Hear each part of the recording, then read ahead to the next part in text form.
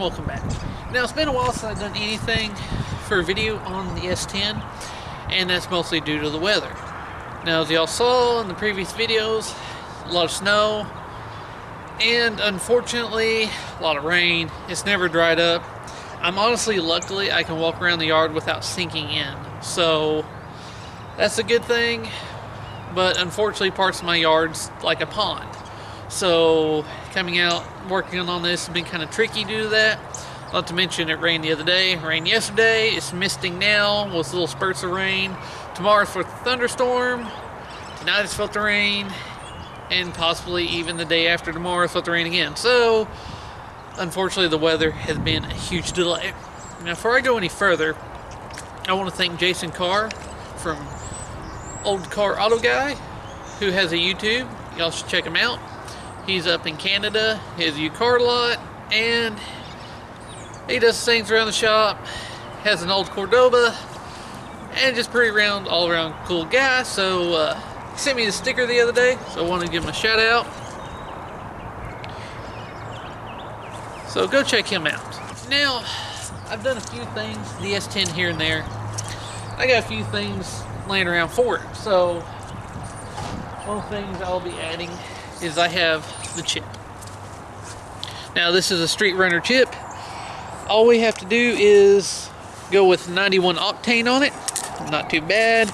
And it changes the torque or the spark curve at wide open throttle, so it does not affect or idle. Now that's all it really is. Not much to it. Simple, easy install.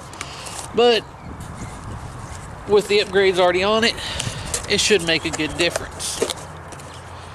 Now, hindsight being 2020, when I parted out the truck that this engine transmission wiring harness belonged to, I probably should have kept the Y pipe, because this particular model engine transmission wiring harness has a 3-wire O2 sensor that is in the Y pipe. Seeing how it's in the Y pipe, for some reason I thought about doing dual exhaust, which wouldn't have been a very good idea for the O2 sensor itself. And in the S10 I have the gas tank basically right back there on the frame on the driver's side, so doing a dual exhaust anyway, not really feasible. So I luckily was able to pick up a factory Y pipe off another truck. Now unfortunately this does not have the O2 bung in it. That's not a problem, I can add that no problem. All I'm going to have to do is, with the headers on, the reducers on, all I got to do is cut this to the right angle and length, fit it up there, and it has a nice good outlet there for the rest of the exhaust.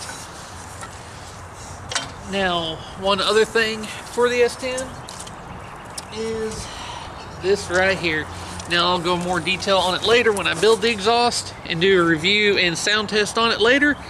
But going with a brand new muffler, the FX series, which I haven't heard in person myself yet, so I'm not sure what it's going to sound like yet, but I'll do a video on that later.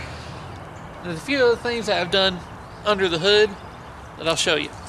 Now the headers are installed. It's good. For the most part, everything lined up as it should be. All the nice little pretty intake bolts there. There's one ground wire that goes to the intake bolt that I got to fix. No issue there really. Easy fix. Had it here at a modify to keep this temperature sending unit here. Other than that, headers fit pretty well. They were already in here before. Does need to be cleaned because it's been sitting. Fuel lines are in.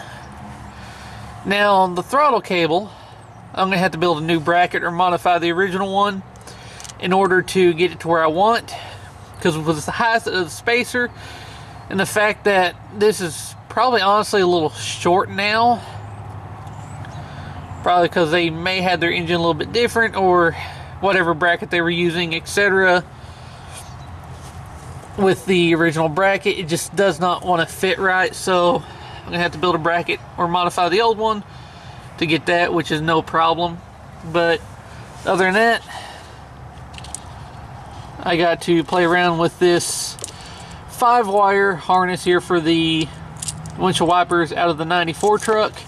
to this 4-prong in the S10. Figure that out so I can have windshield wipers in the truck. Now, other than that, pretty much I have all the turn signals, side markers wired up. Fuel pump is in and wired up, and the tail lights are all wired up. So everything's good there. Still got to do the interior work, but it is coming along very nicely. The serpentine belt, I have a pulley for it. I have to make a bracket where I remove the power steering pump so that it'll actually be accurate and work well.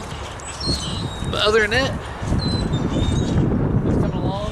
It is getting there, and hopefully soon, if the weather permitting lets up, then hopefully I can get this done, take it out for a spin eventually, and actually enjoy it. Now, hopefully you enjoyed this video. As always, thanks for watching.